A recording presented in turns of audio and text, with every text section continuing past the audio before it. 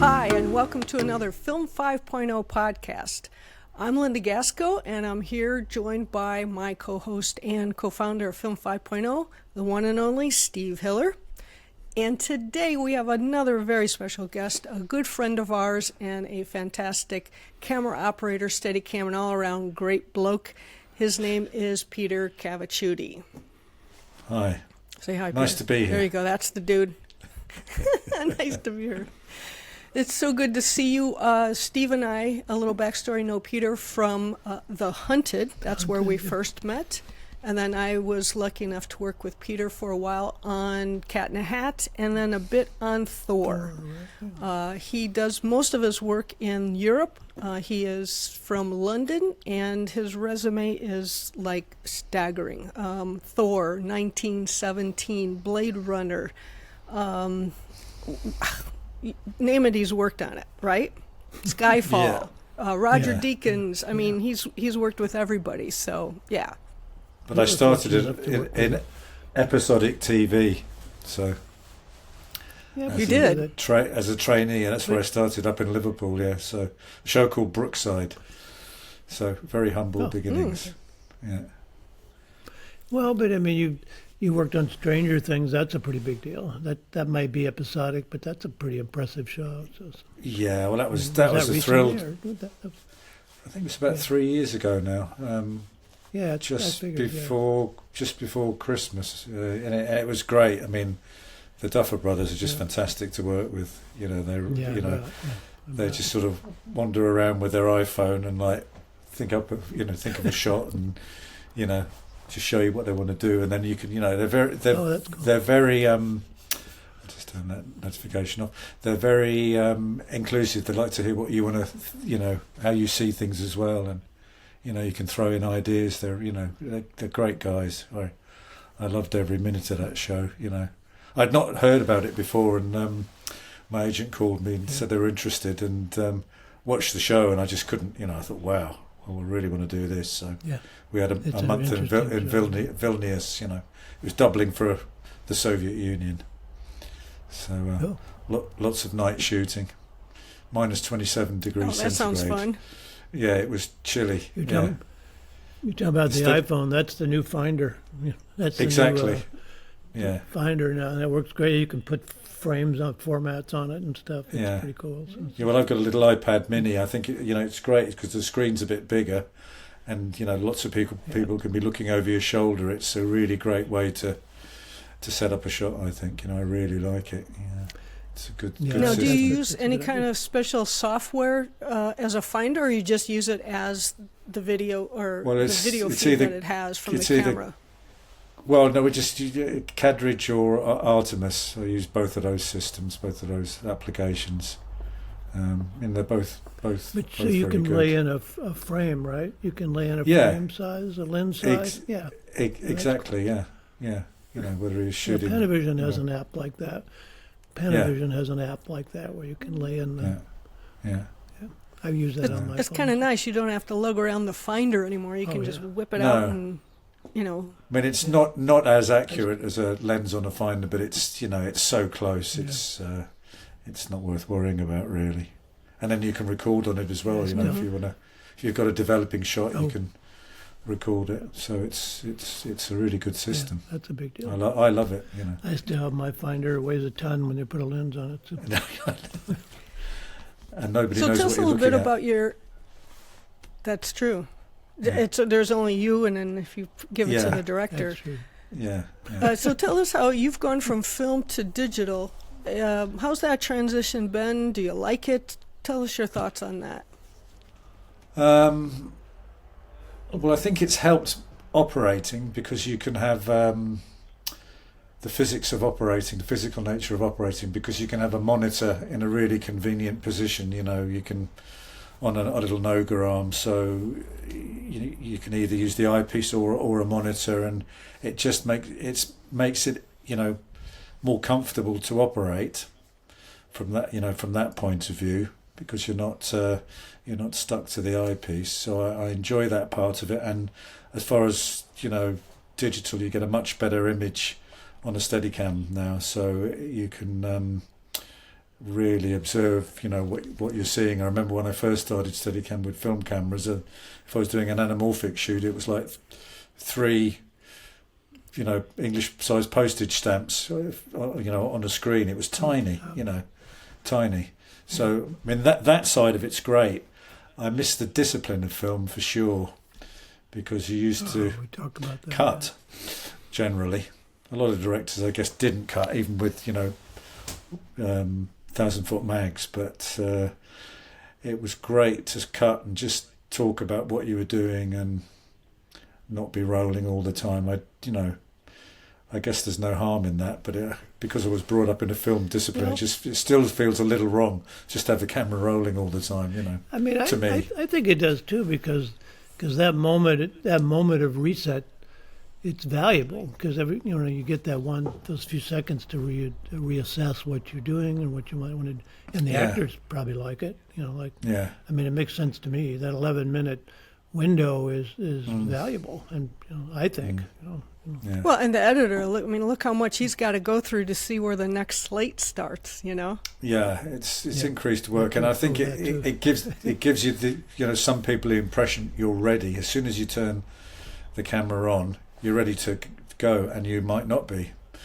So that's a lesson I've learnt recently. Is I'll cap the camera. Good idea. We're not ready until we're ready, because it can be perilous. Because everybody in some situations it can be perilous. Exactly. Yeah. Well, and early on, I was on a digital shoot with the Panaflex. Not the Millennium, the Genesis, and they wanted to just have it on all the time so they could watch what was happening. And we were like, wait a minute. Yeah, exactly. That's not what it's for. Yeah. No, I remember when we were doing The Hunted, Caleb, would say to me, point the camera at the ground. I'm not ready. Point the camera at the ground. Yeah. And he, Oh, good. Yeah, way back then, But I think, The Hunted was film, though, wasn't it? Yeah. It was. Yeah, it was so, but still, I definitely miss the discipline of film, Yeah. Yes. Well, and I think the actors do too. I was talking to Guido about this, and it's the roll camera, sound, speed, mark. There was a rhythm to it, and if you just let it go, I mean, I guess newer actors adapt more. But I know the older actors. I've heard some of them say, I kind of miss that tempo to get into things. Yeah. Well, I mean, I always try and. If I'm doing a camera, I'm on a shoot, I'll say ready, and I'll just say, okay, 1, 2, 3, let's go. I'll just try and give the actors some room, to think, because it's just so run and gun these days, on a lot of shoots. So you need time to think sometimes. Well, that's very smart of you and very considerate. Yeah. Well, we were curious about everybody. For actors, when they come on sets nowadays, it's so different, especially a day player. What it's like for them to, especially maybe a day player for the first time. What a barrage of stuff going on at one time. So, do you think about that when you're an operator? Or are you considerate of that when you're? Yeah, I try and keep things as quiet with the camera crew as I can, but I work with. I think that's something you learn. Well, you used to learn very early on. Is you've got to try and be in the background so you don't distract people out of their eye lines, or keep it nice and calm on set. As we know, there can be very noisy places, and people love to have a chin wag, don't they, on set? So it's chin wag. Is that what you call it? A chin wag? Yeah. I love a chat on set. Now you so also use the term "it used to be," so things have changed. Yes or no? Yeah, discipline on the set has changed. So. Yeah, I think it's not quite as good as it used to be. I'm sounding like an old man, but I think you're right. But it's definitely more run and gun, Yeah, but I guess plus I think the etiquette is. some of the younger people coming in have no sense of who's in charge and the set etiquette and how to be quiet and stuff. Like, No, I agree. there was yeah. a day when the director was king, but I don't know if that's true anymore. Yeah, I think on the shoots I've done recently, the director's still the king. I mean, I'm in the middle of Gladiator, so Ridley's definitely the king, and rightly so. You know. Yeah, people still respect him. Yeah. Oh yeah, no, absolutely, Yes. for all the right reasons. You know, he's got great vision, and Yeah. but he does things in a very different way. You know, he'll have 5 or 6, 7 or 8 cameras rolling at once. You know, so Wow. you know, he'll be in his box with all 8 cameras, and he'll go through, talk to each operator, and set the shots. So he invests a lot of time in that, but he saves a lot of time shooting that way. I mean, very often we're shooting each other, so there's a lot of CGI to be done. But you know, because of the advances in computer graphics now, it's not so much of an issue. So yeah. Well, and he did the first Gladiator, which had a lot of CGI, for the background and all that. Even So the he's Colosseum. he's very aware exactly. of it. Now you're also working with Denzel on that, and he's a very strong actor as well. Yeah. No, Denzel's great. He likes his rehearsals, so he's been slightly starved on this production, but Oh, really? We were fortunate enough to work with Denzel and Roger Deakins at the same time, so that was great for us. Which production was that Courage again? Under Fire. Oh yeah, of course, yeah. Courage Under Fire. That's where we met Andy. Yeah. Lovely And Andy, yeah. actually, after we did that, I signed a deal to work with Steve on, I forgot what movie it was, and Andy called me to do Kundun. Oh, So we almost really? met on that. Wow. Yes. Had I said yes to Andy, we would have met on that instead of the Hunted. Yeah, I mean, that was a pretty amazing experience, Kundun. Incredible, you know. I bet. Yeah, we were Tibetan. we were booked on something. So Yeah, well, never mind. So You missed out tell on- us a little bit about that. Well, that was like, 5.5 or 6 months in Morocco. We had a couple of weeks prep in, I think, June in Rome at Technovision. And then we worked right through the summer, the heat of the summer in Morocco. And, Tibetans had come from all over the world, from the States, from Nepal, from Canada, Australia, some parts of Europe, from Dharamsala, where the government in exile is. So it was a pretty emotional shoot, really. There were several times where it was really hard to not break down in tears, because we were recreating historical events, like when the Dalai Lama left the Potala because his life was under threat, and some of the Tibetans were actually in this room where the ceremony happened. The Dalai Lama would walk in the morning to give an audience, and on this particular morning where he'd had to escape, they just brought a portrait of him in, on the day it happened, and so we recreated that. And when people saw the portrait, they realised the Dalai Lama wasn't present anymore. So people sort of wept on set, genuinely wept. So it was pretty hard to watch and be with, So and they cooked for us at weekends. They'd have parties, They'd make this really hard to stomach Yack Butter tea, which was just so rich, and it was I couldn't drink it. And some Tibetan beer, so that was Yack Butter tea. It was it was pretty rich. I can't imagine. Put the hairs on your chest. No builder's tea, huh? No builders. No Yorkshire tea. No. Wow. It was, that sounds absolutely amazing. I don't think I've ever been on a set where you've had that kind of emotional impact. It was pretty visceral. Yeah, I mean, it was because it was basically dramatised, but it was a kind of a documentary, really. So it was pretty. It was pretty emotional. Like when all 2 or 3 little kids playing the Dalai Lama and the Dalai Lama's relatives, and when they'd leave, they were just in tears as well. So it was really emotional, because over 5 months you got to know them. I'd take Tom Joe, and there was another kid I've forgotten who played the Danline Armour when he was about 4 or 5. I'd take them playing soccer on a Sunday morning. There was like just a dirt soccer pitch near the airport in Ouarzazate, so I'd like bung them in the car and drive up and play football with them, and then we'd meet loads of Moroccan kids as well. There was like no language in common. Maybe the Moroccan kids spoke a little bit of English, but French obviously. But they just got on so well with the 2 Tibetan kids. It was marvellous. Yeah. Well, that's wonderful. Great game, experience. It does bring people. It does, yeah. I mean, soccer would, if anything, that would bring people together.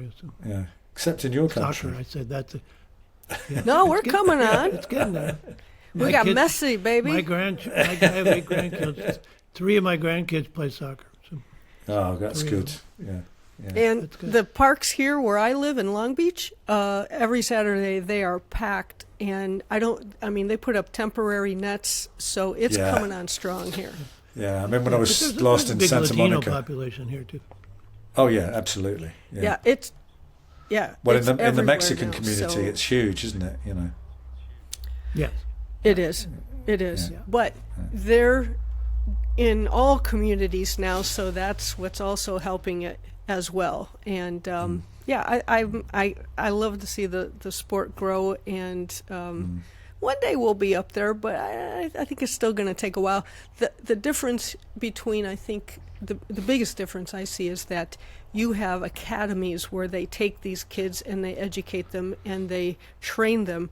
Here you have to pay for your child to go and learn. Pretty and much, I think that's a huge difference. Yeah. Well, most of the the Premiership clubs in the UK, they have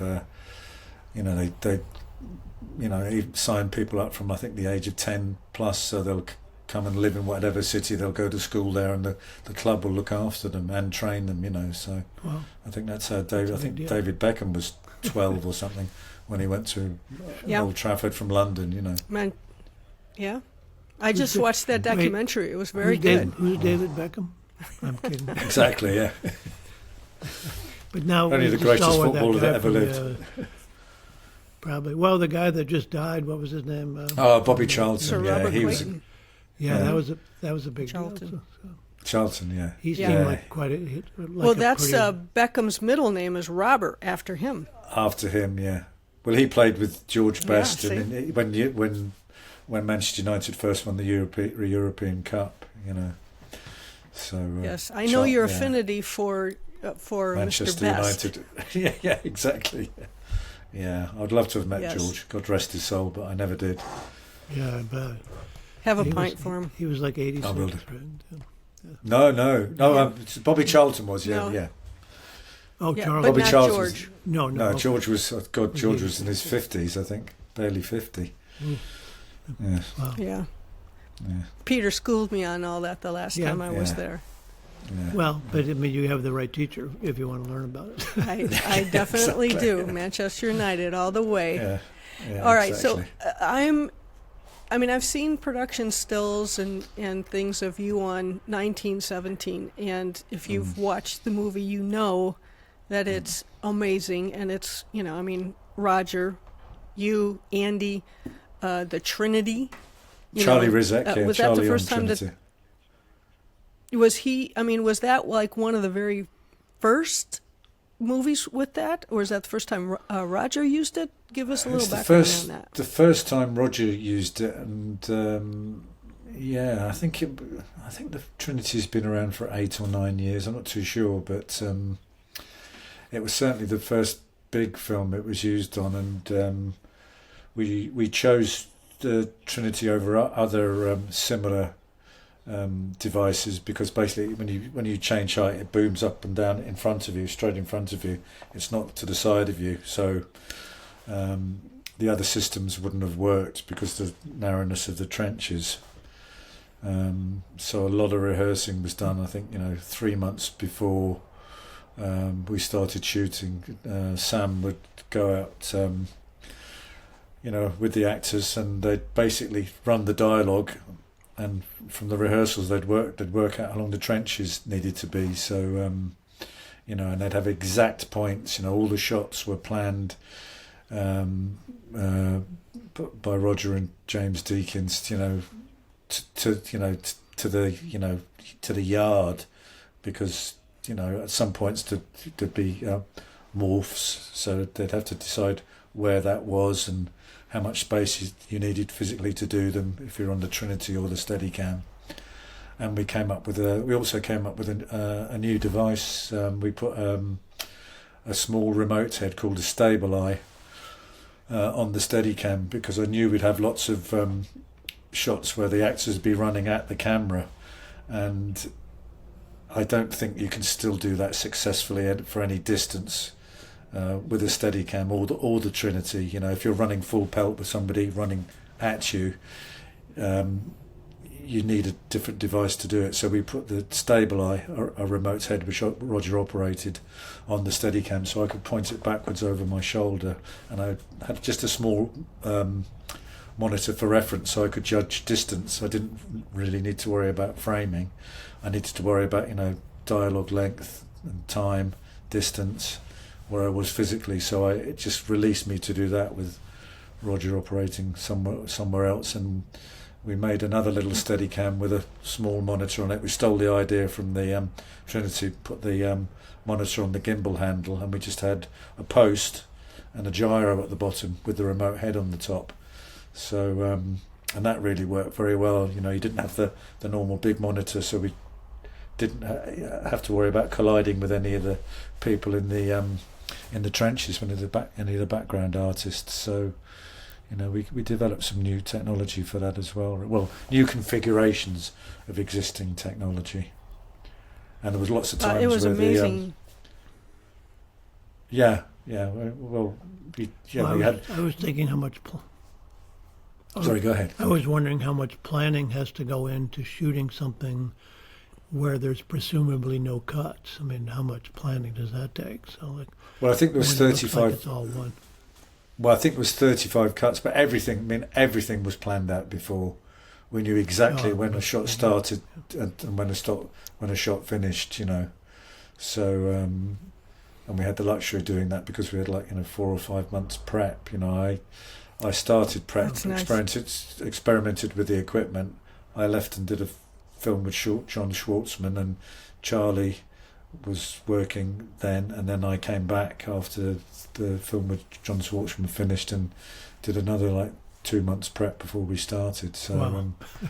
But I mean, it's the kind of film it's very rare that happens, but it had to be that way on that film, because so much of the set construction was dependent on dialogue length and what was happening in the takes, so it was pretty extraordinary on that level, and there was, we had the Stabilize would be suspended on a piece of scaffolding and hung on a crane, so and start up high and maybe come down into a trench, and then 2 grips would grab the Stabilize off the crane and then continue the shot, then it'd go back on a crane and for a pursuit shot, so it was. So the Stabilize is being operated remotely, right? Yeah.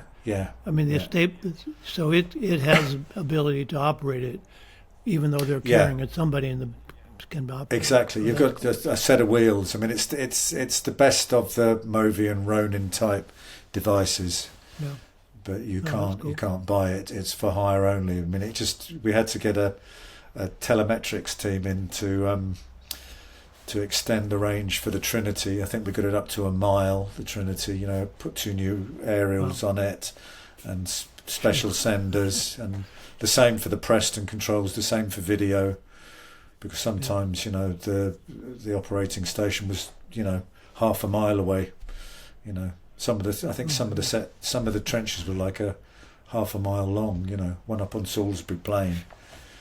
It's just massive. It's crazy. Huge undertaking. It was, and all that worked perfectly. I have to say, we never had any signal dropout. For video or the Prestons, or sound. And considering you're down in a hole, that's pretty impressive. So yeah. I mean, they had lots of aerials stationed, but. Mm-hmm. Like repeaters, so that they can. Yeah, and then they painted them out afterwards.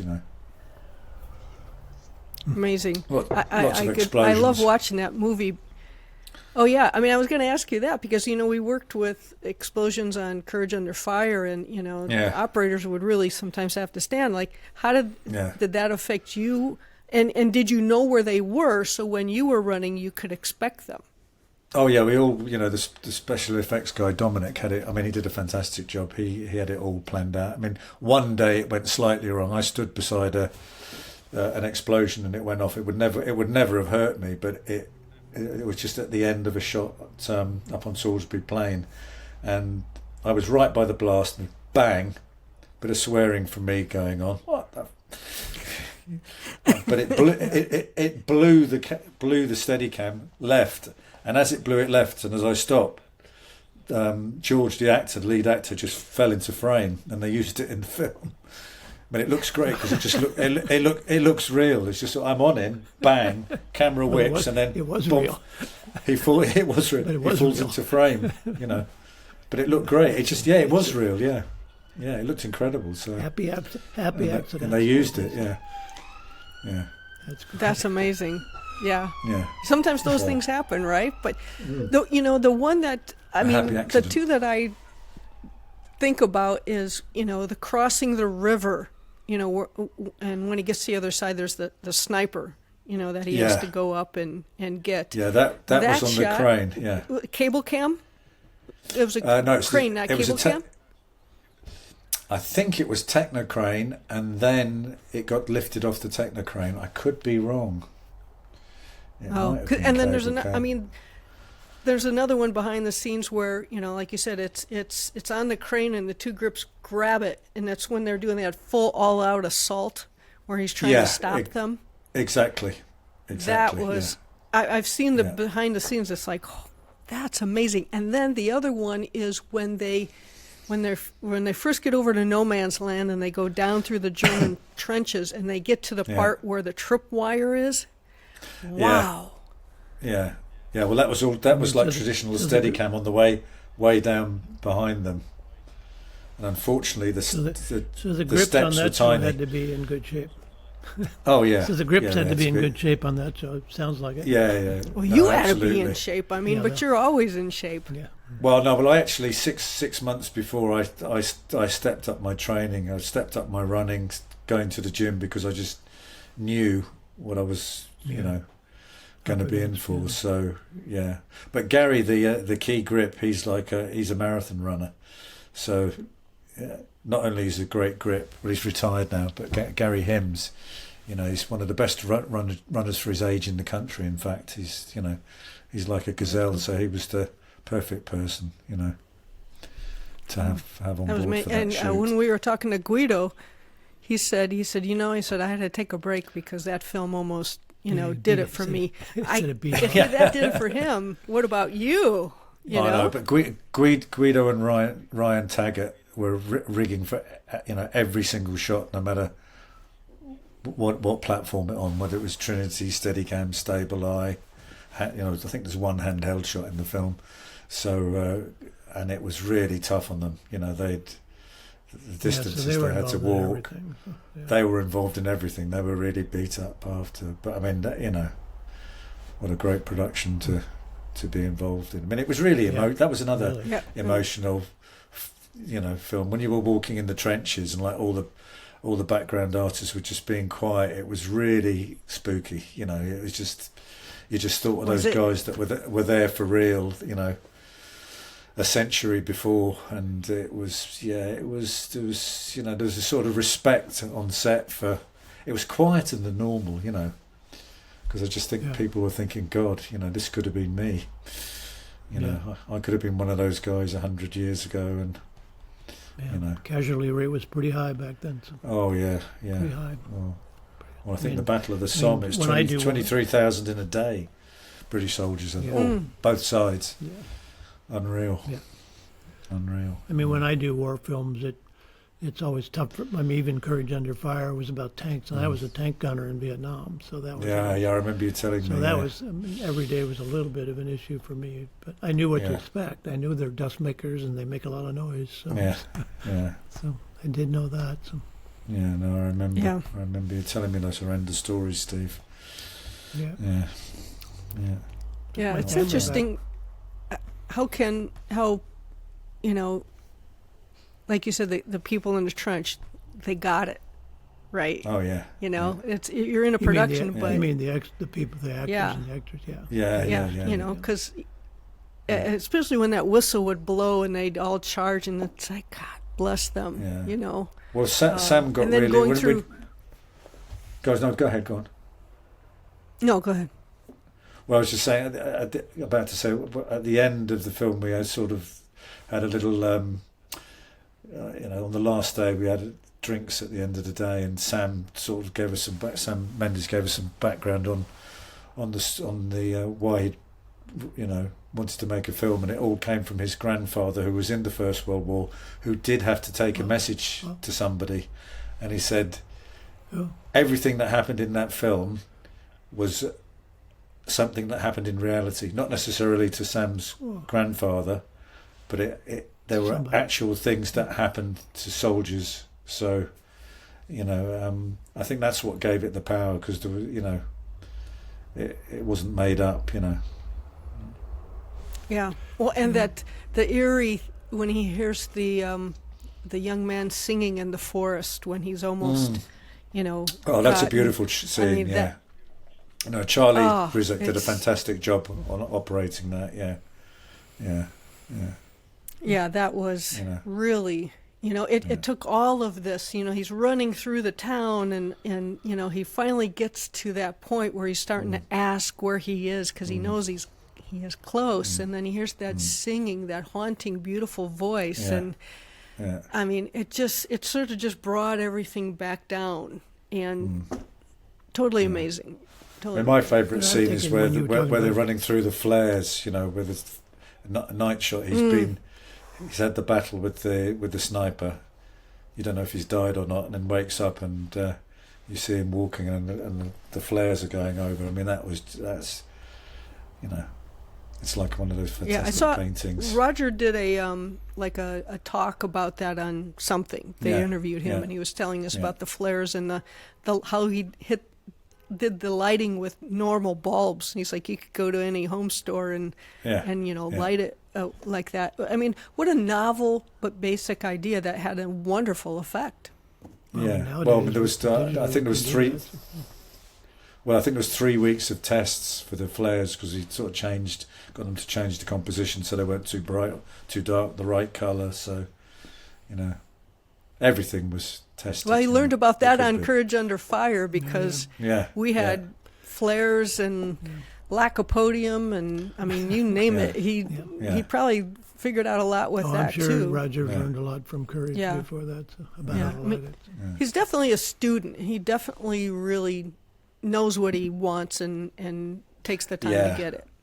Well, he's just got a fantastic eye, but he's very brave as well, because he fights for his prep time. You know, Oh, good. that's a lesson for people coming into the business, isn't it? Just give yourself as much prep time as you can. You know, Yeah.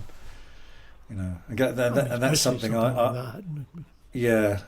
that's something I find that operators can get sidelined a bit these days. You know, because very often, no offence to the grips and the cinematographer can do a lot of the prep, but operators really need to be there as well, you know, because you have, you know, decades of experience to, you know, of specific camera operating experience to be involved with as well, you know.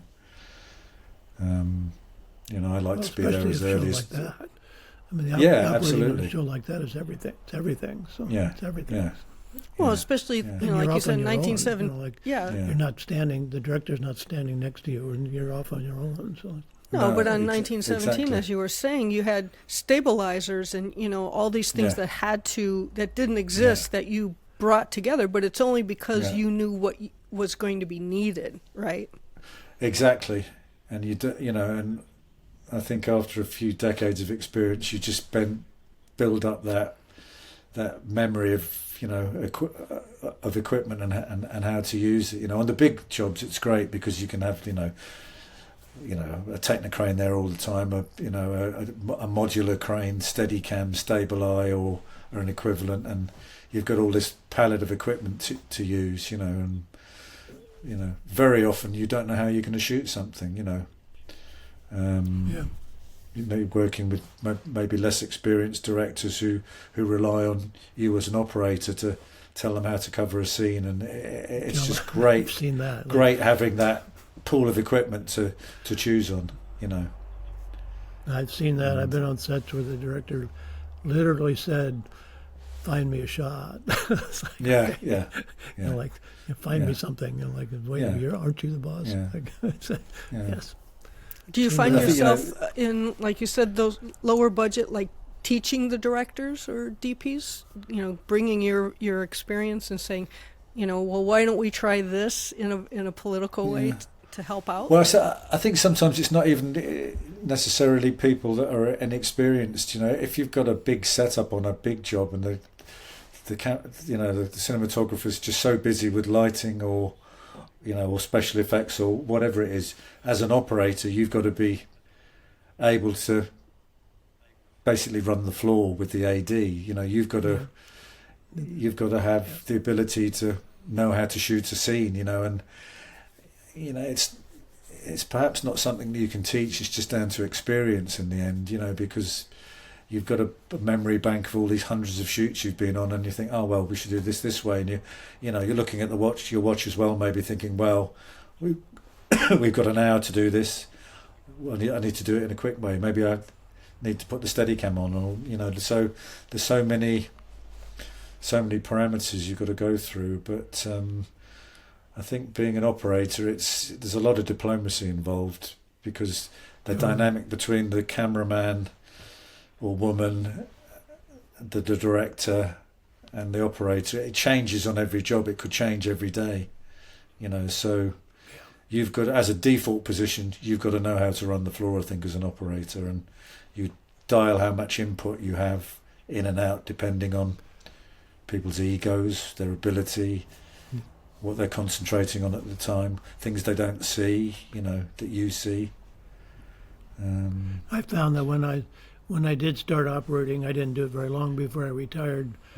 The most complex part of it was the dynamics between the DP and the director, and being in the middle of that, especially when they weren't talking to each other. They'd talk to me and not to each other.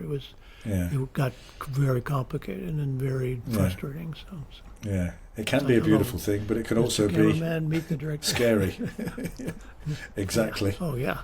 It was tough. I mean, it made it unnecessarily miserable for me. Unnecessarily. No, it can be tough. But luckily, I don't think that happens very often. No, it doesn't happen very much. It happened a couple of times, which was pretty bad. Most DPs have a good relationship with their director. That's why they're there. Usually, probably chosen by the director. Yeah. So, it works. Yeah. So. Well, and the nice thing is you've worked with Roger enough to know, if something's asked for on the director's side, what Roger will probably want, because a lot of times he, not in 1917, but prior, he likes to operate, cameras. So, you've got a great relationship with that. Does he still do that? Does he still operate? Yeah, he did that. I mean, he did that in 1917. On the Trinity, he'd be operating the tilt. On the Stable-Eye, you'd be, pan and tilt, So, but we just chose, we just chose. I mean, he wasn't trying to protect it in any way, If I had a straight Steadicam shot, he'd, just let me get on with it, and depending on the lay of the land or the amount of explosions, we'd either go normal Steadicam or Stable-Eye, because Stable-Eye would take out some of the concussion from the explosions. So. Oh, does it? Does it? Yeah. It does do that. Yeah, it does do How that. But it's I guess 12 inches by 12 inches. It's pretty small. It's very very low. It's the smallest of the gimbal heads. Yeah. Okay. Yeah. But you can't buy it. So it steadies itself. It counters the explosion, the impact. Well, it's like a mini. Basically, it's a stabilized head. Yes, 3-axis stabilization. So, yeah. So it counters the impact of an explosion, like a drone would do. So. Exactly, and I had like a gyro on as well for extra stability to keep the post solid. So, as stable as I could be. Yeah, really. you had everything working there, didn't you, Peter? Exactly. Exactly. Your kit was on everything. Exactly. We took a drone to Vietnam with us this last time. Boy, what a wonderful tool that is for a country like Vietnam incredible. to get up in the air, and it was incredible.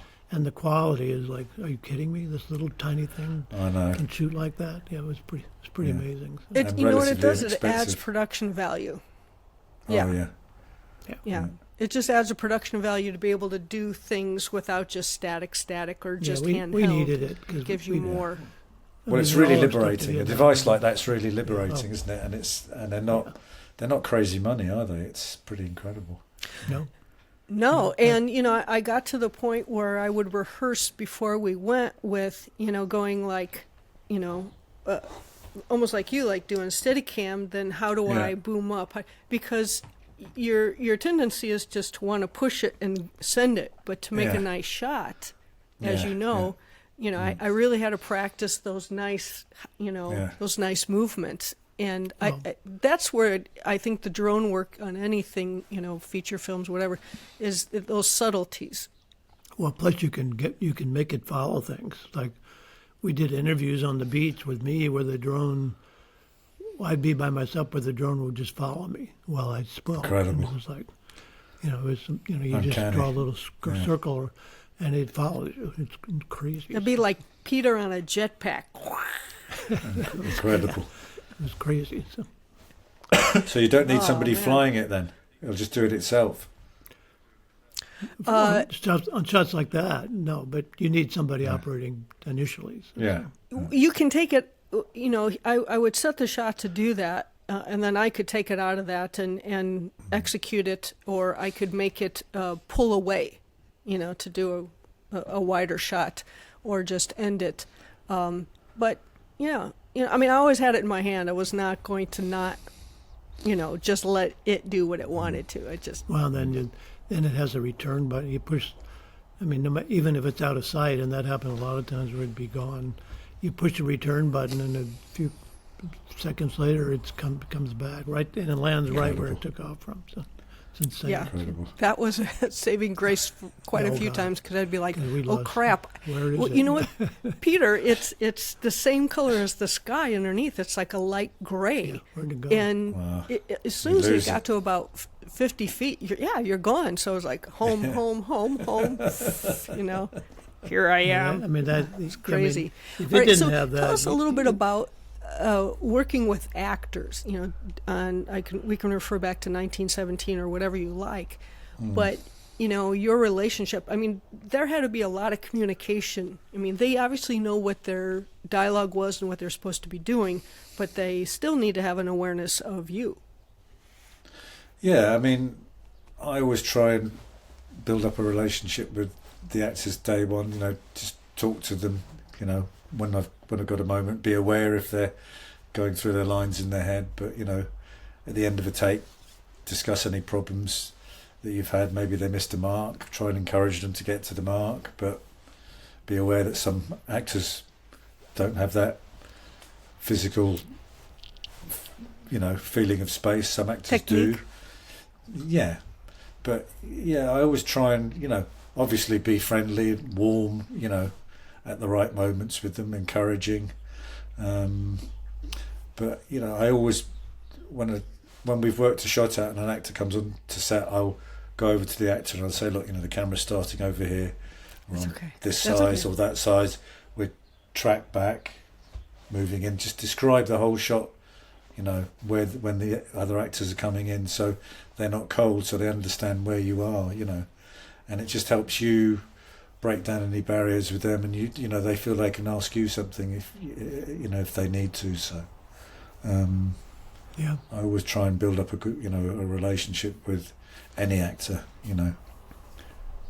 Because it's certainly the toughest job ever, to be an actor and be aware not only are you performing, but you're being aware of all that, like where you are, where the camera's going to be, and like just it's a tough job. So. Exactly. And I obviously try and make my like team as small profile as I can. I'll try and keep out of their eye line. I'll stay nice and close to the camera, and be and sensitive there's to their definitely, needs. we've talked before, like with Guido on his last movie, he said, he had an actor that knew where all the marks were, hit him every time. You could talk to him. So I lost you then. Oh, sorry. Yeah, he froze up. Yeah. Guido was talking to us about his last movie as an operator and how his actor, the main actor, basically could hit marks and know and look. And, Steve and I have obviously worked with, and you have, those actors who are extremely aware, and then actors that are not. The technique. Some have technique and some don't, right? Well, there's the ones that they're not aware of it and they don't want to be. True. They don't want to think about where the mark doesn't make it. Well, I remember doing Aliens years ago with Sigourney Weaver, and in between takes, she'd just walk through her marks, look around her, look at her feet, go to the next mark, look around her. So you'd come to a take and she was just spot on every single time. Oh, yeah. Because she understood she the process, made the reference. Yeah, well, she had a physical. She just just built up a physical memory. That's great. Of what what was going on. It's like, yeah. Wow. That's an interesting story. That's a great story. I wouldn't have asked about that. So. No. She was was pretty much her. Yeah. Exactly. Yeah. But all the time she was doing that. So she'd just get the physical mechanics, out of the way, and then she could, I guess, concentrate on her acting. But she was spot on. Just looking for the light. Johnny Depp's like that as well. Great. He's always aware of his marks and what knows he's going to look good in a certain position that we've set. So Johnny's great like that. Well, it makes sense because if you get used to your surroundings, you're not looking for your mark. You don't have to. No, exactly. You know the reference. You know the reference points, and and that makes a lot of sense. Well, the muscle Aliens, memory. That's the term I was so many looking for. lights. Yeah. Exactly. Muscle memory. Yes. Yeah. Well, that was back in film days, and we shot a lot in a disused power station, Acton Power Station, and there was, it was really tricky for Adrian Biddle to light, so they just had to hit their marks, because big steel girders everywhere and nothing could move, so she had to be precise, Sigourney did a great job. Oh yeah, and those that, lighting pools, those lighting areas were just so, you sort of knew when she was walking and she'd hit one, it's like, okay, something might happen here. Do you find that the younger actors are they try to do that, or they're learning to do that, or that's not there? No, I think younger. I think it just depends it kind of depends what you're doing as well. If it's very like strong key light, then they've got to learn to hit their marks. But no, I think young actors are aware, generally. Yeah. I think it is fun working with the guys that know their thing. Yeah, I think, no offence to English actors, but I think American actors are maybe slightly more aware of, things like standing up out of a chair.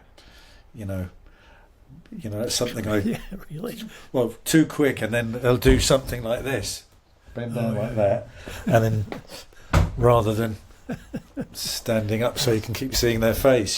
So there's little tricks like that. Yeah, exactly. Exactly. Yeah. Exactly. So, with our camera operator association, we've often, talked about starting a course for actors, camera craft for actors. I think certainly over here that's something that you've got planning to do. Yeah. Like what a banana is, things like that. One of our seminars, we want to do a seminar for actors on camera, their first, like especially the new actors, their first day, and who you're gonna be around, who you're gonna meet, who the first person is you meet, hair and makeup, and we want to do a whole seminar on that. You know, looks to the camera. You know, is bringing it closer. You know, all the things that we have worked with and know, and then the things that like you work with the great actors who are, like you said, Sigourney and Johnny Depp, who are so aware of that and make your job and their job easier because you're doing less takes because they're hitting what they need to, right? Yeah. Well, and being aware of what the shot is, you know, like the only time I ever worked on a film, when I worked with Francis Coppola with the kids on The Outsiders, he didn't want them to know the size because, I mean, usually the actors kind of want to know, and because one day one of the actors asked us, and we went like this, and Francis got really mad. He said, "I don't want them to ever know what size we are." Like he I don't know why. In case it affected their performance. He didn't want them to think, because they were kids, and he just didn't want them to think about it. So, but he told us never to tell them that stuff. So it's hard though. It's hard not to, because as an operator, it's your instinct. It's your instinct to tell them. If somebody's like, they're looking at a camera, an actor off camera, you say, look at the eye that's closest to the lens, and things like that. Yeah. So it's very tricky not to tell them. Well, I mean, I don't think normally it'd be an issue. I think it was only that on that film because they were just kids, and some of them had never been in front of a camera before, and he thought it would affect what they're doing. He thought so maybe it would, maybe it wouldn't. So. But that's the only time I've ever seen that happen, where the director didn't want that. But you got to also remember that Francis wasn't on the set; he was in his motorhome. He rarely came out to the set. He directed through. He directed through the camera. Like we would always keep the camera pointed at the set so he could see what was going on, and not unlike talk to Ridley. The actors like that. Yeah, is that what he does too? Yeah. Yeah, but Ridley gets out. He's 86, but he's incredible. He's in incredible condition, Ridley, and he's he'll get out there and talk to everybody. So Francis didn't do that much. No, not much. No, he would talk through a loudspeaker that was set up and turned up really loud, and sometimes we'd turn it down because it was annoying. And he had a guy that would come out and turn it back up again. So that was his job to keep. And some of these young actors would make them nuts. Like, where is he? God damn it! Where is he? But it was a weird experience. But he gets the job done. So. So, are you ready to get back to work, Peter? Yeah, I'm itching. Was it 100 days? 101 days now. So we finished in Morocco. Something like that. Middle of July or something. So. It'll be good to get back, so I sincerely hope the people that need to talk are going to start talking again and get us all back to work. Let's hope. It's pretty... So now it's a matter of it's the actors now, right? Well, it's the actors now, right? Not the writers. Yeah. It's the actors. Yeah. I mean, there's a lot of people hurting everywhere. Yeah. Yeah, it is. It's hurting everybody. Yeah. Like there are some young crew people that work paycheck to paycheck, and they're losing their insurance and everything, losing insurance and hours and everything. So it's hurting people. So.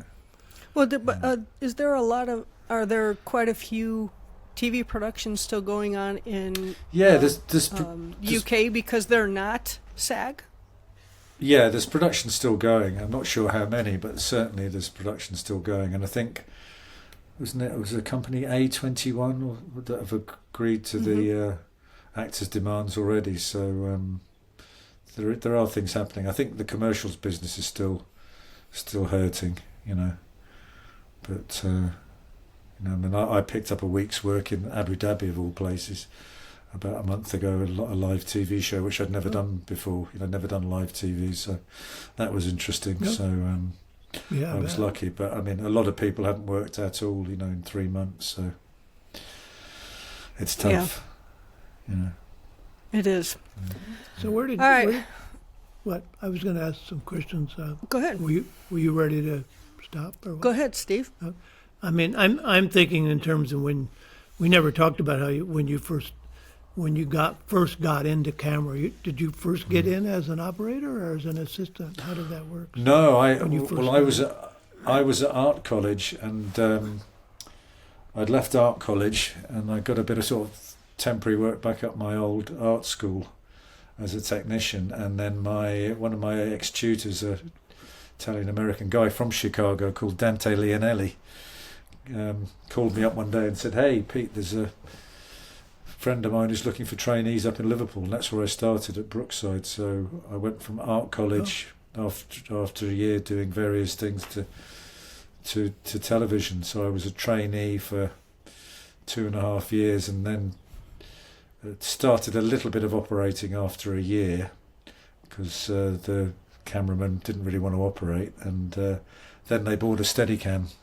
That was like 1983 or something, and they weren't interested in the Steadicam, and that's how I got into it, really, because wait, who? You know, they weren't interested in the Steadicam. The DOPs weren't interested in doing the Steadicam, so myself and the other trainee started operating the Steadicam, and that was 83. I did another 1.5 years there, so end of 84 I left Brookside after 2.5 years, and there was only like 4 or 5 Steadicam operators in England then, and at that time I was like one of the youngest ones, so I got into it just at the right time, came back to London and did lots of pop promos, commercials, and then sort of slowly worked my way into features, But I went from trainee to operator.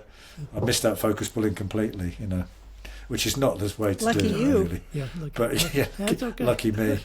Yeah, that's just the way. That's the way the dice fell for me, And yeah, but I was very lucky. That's what made you good at it. You had a lot of experience. But a lot of practice. Yeah. 83 was pretty early. I mean, I remember we had in terms of endearment in 83. Our operator put on the Steadicam for a couple shots. I mean, he wasn't a Steadicam operator, but we were experimenting with it. It was pretty new, but for what we were doing, it worked. It was just a walk and talk, but it was pretty new, and that's the first time I'd been around it. So 83. So yeah. Well, no, I did a lot of martial arts as a kid, and it just suited me down to the ground. Once I learnt the mechanics, I mean, it took me months and months and months, years to be able to operate it properly, but. I was lucky because I had a fitness background, I guess. So and the martial arts really helped, I would think that fitness would help a lot. So yeah, the absolutely. thing that I always saw, I was always most impressed with starts and stops on a Steadicam. That seemed to be the most, just to make that work. Yeah. To stop and start without, because you're dealing with all the momentum and stuff. So that's always impressed me. So yeah. Well, it's kind of tricky now because there's a thing called a volt, and it stabilises the tilt and the roll. So that really, really helps, because you can channel a lot of other energy into your operating. You don't have to worry so much about keeping it smooth on the tilt or the roll, but all the energy goes out in the pan, so you notice any pan axis movement really stands out now. So I stick a gyro on as well when I can, and that takes out the left and right movement. But technology's it's more weight, really but helped. It works, all right. It's more weight, but a smaller gyro than I used to use, a K4. So Has the weight changed? No, the weight's pretty similar. It's a little lighter, I think, but. You still need to put, a number of batteries on just to have the inertia there, because otherwise it's too flighty. So, the rigs, I think still the rigs perform better with 3 batteries. And if you what have about sound with the gyro? Is it noisy? No, it is. The gyro. I mean, we put it on a few times. It's minimal. Yeah, on exterior shots I can get away with it usually. And if it's interior, then it's no good for sound, for sure. Well, we used them a couple times on the Hunted, and I think one of them was I don't know if it was the 100. I'm working with somebody else. It was when you put the Garfield on with the Steadicam and needed to have that stability. So we put the gyros on so you could have that linear, that very straightness of the Steadicam. Yeah. Well, if you use them in an X as well, you have, it does pan and tilt and roll. So, yeah. Hunted, we were in a lot of noisy places, so it wasn't always crucial sound-wise. Yeah. No, we were outside all the time. The bridge and Lots the of train screaming. and all that stuff. Yeah. Yeah.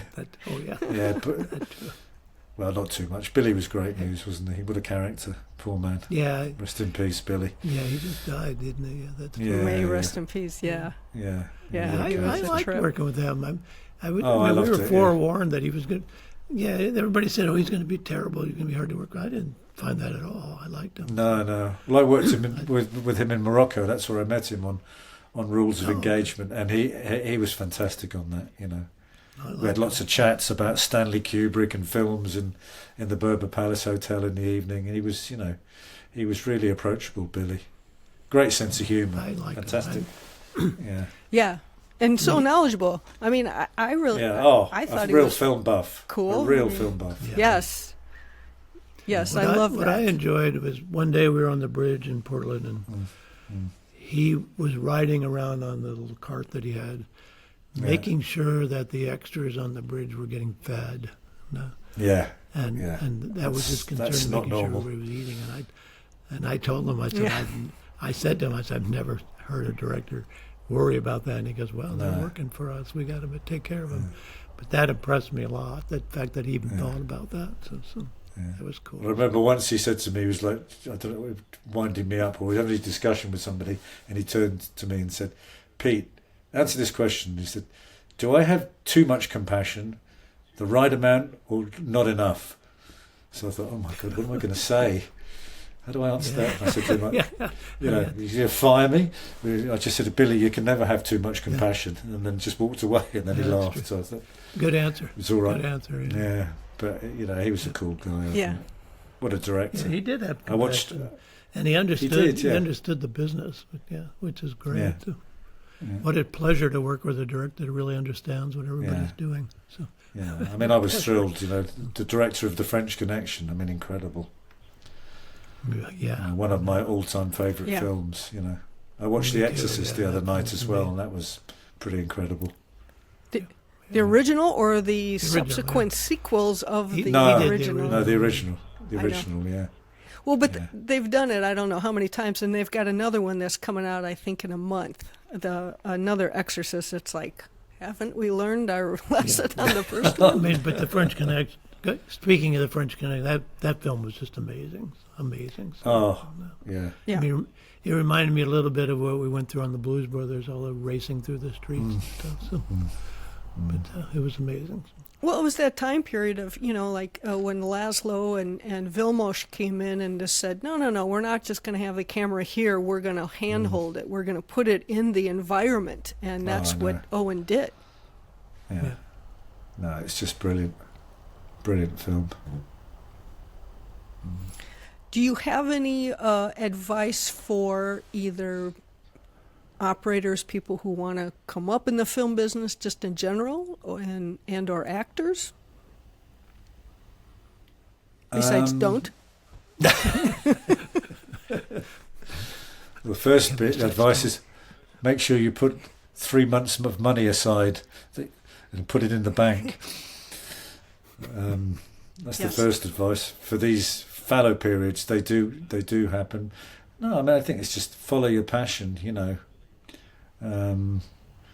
I remember when I was at art college, there was a Monday night film club, and I used to go to that, and that made me not want to be an artist. I just thought, I want to be involved in a social, creative medium, and I think watch as many films as you can just to see how everybody's doing it. I think that's really important. So you keep an eye on what other people are doing. So always look at what other people are doing, and if you get the opportunity to work in another country with a foreign crew, do that, because everybody does different things differently all across the world, and it's really good to see how other people do it. So just keep your mind open to new experiences. Never be set in your ways. Be flexible, because you never know what's going to change. So flexibility, I think, is the key to success in this business. And having an opinion. If somebody asks your opinion, don't be afraid to give it. You can only be wrong. Oh, that's a good point. Come with ideas. Yeah, I think people you need to have ideas. So when others are busy and they can't quite concentrate as much as they need to, you've got to be able to fill those gaps in, I think, as an operator. So be flexible and have ideas. Interesting that you said you started I started at an art school too. I wanted to be an art teacher, and got my certificate to teach, and did my student teaching, and realized that I wanted to go back to film school. So I did. So, but I did the same thing. I came up with a total art background. So. Yeah. No, well, I wanted to be a painter or a sculptor. My parents thought I was insane, because I came from a very working class family, and I thought, what, a painter? What is that? Well, how does a painter earn a living? And then I think I watched Mean Streets. Yeah, exactly. I watched Mean Streets. Yeah. Exactly. Yeah. And Mean Streets. Mean Streets was the thing that.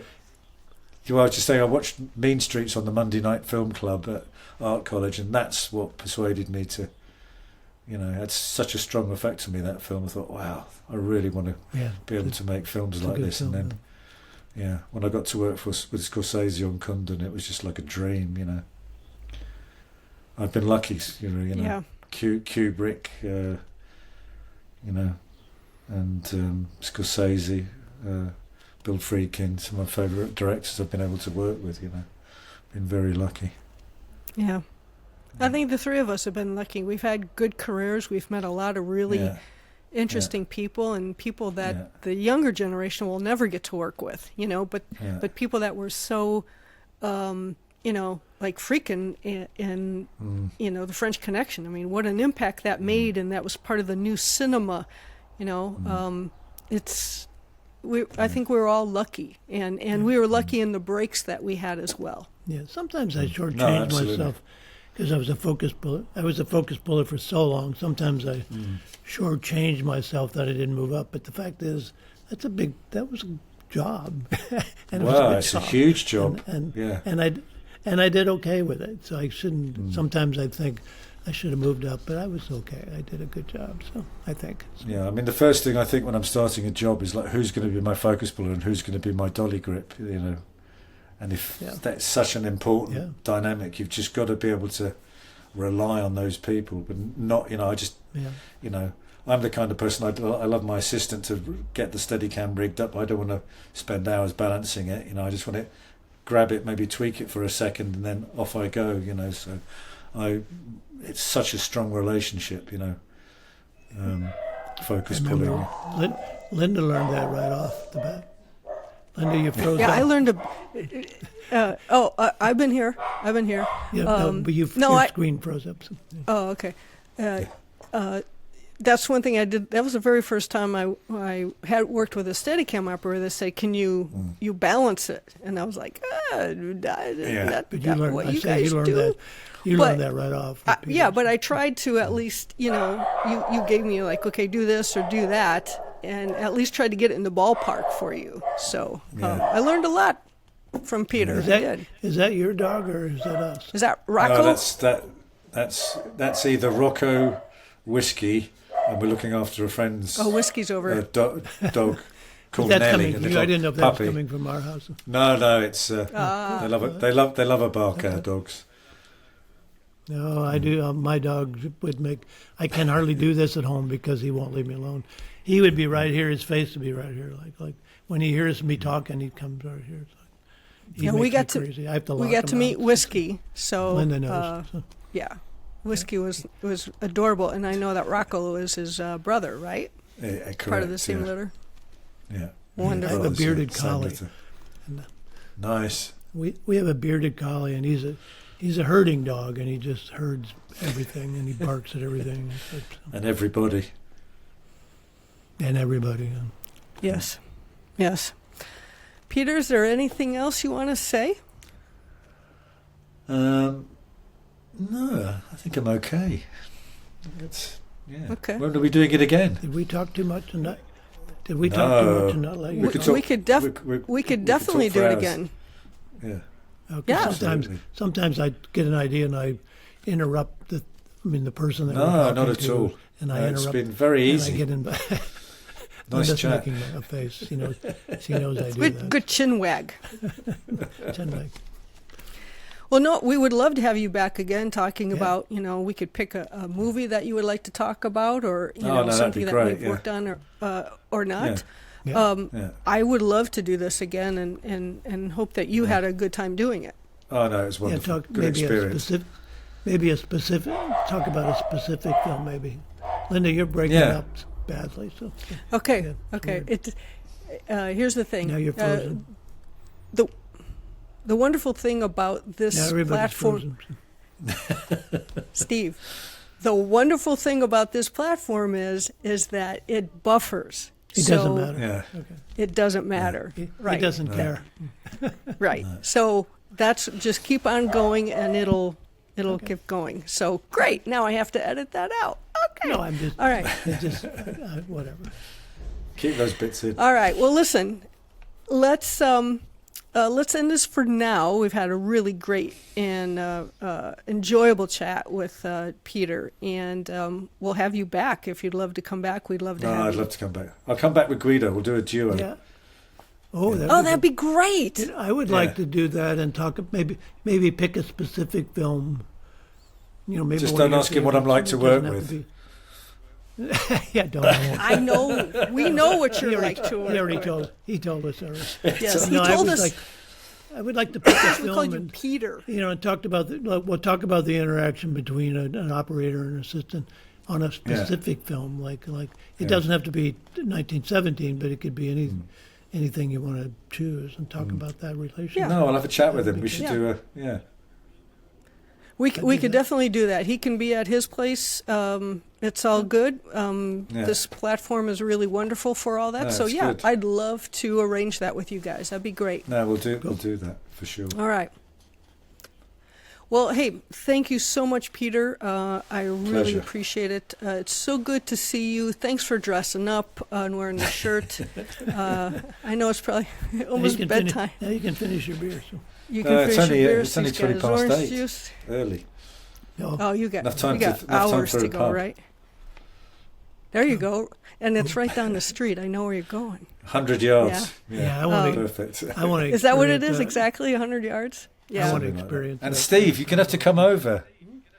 I do Well, want to come we over. got to do a Manchester United game. No, That's what I absolutely. wanna do. That's our bucket list. I want to sit at one of those games, like Well, before I when you die, want- I have to do that. So, when you want, Okay. there's 2 tickets We'll for work you. that out. okay. We'll work it out. Yeah. Yes. Awesome. All right. Well, again, our guest has been the one and only Peter Cavaciuti, and Steadicam extraordinaire, camera operator, amazing, and one hell of a great guy. Love him. Miss you guys. Miss my family over there in the UK. So you can find us, Film 5.0. You can find us on Instagram at TheFilm50. Facebook is TheFilm 5.0, and our webpage is thefilm50.com. I think that does it for this episode, but we're going to have more. And I just want to say, Steve, I think we've checked the gate, and the gate is good.